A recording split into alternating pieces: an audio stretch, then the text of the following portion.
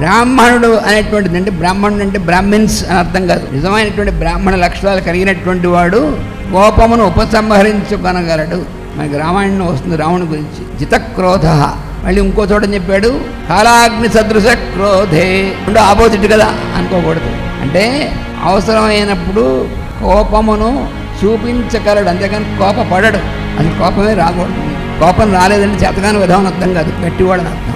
ఎవడు ధైర్యవంతుడు, ఎవడు ధీమంతుడు, ఎవరు బలవంతుడు అంటే కోపము రానటువంటి వాడు. కోపం వచ్చిందంటే చోట విధానం అన్నమాట. వాడు వెంటనే సర్రని కోపం వస్తుందంటే అట్లీ యూస్లెస్ ఫెలో. మొహమాటం ఏమీ లేదు. ఇంట్లో అవ్వచ్చు, భార్య మేమవచ్చు, పిల్లలు మేమవచ్చు, అయితే ఇంకోటి మేమవచ్చు, ఎక్కడైనా సరే వాడు కోపం వచ్చింది అన్నాడంటే వాడు ఉట్టి చేతగాని విధానం అర్థం. సర్వసమర్థుడైనటువంటి వాడైతే కోపం ఏమి రాదు. ఒకవేళ వచ్చినా ఉపసంహరించుకొనగలడు.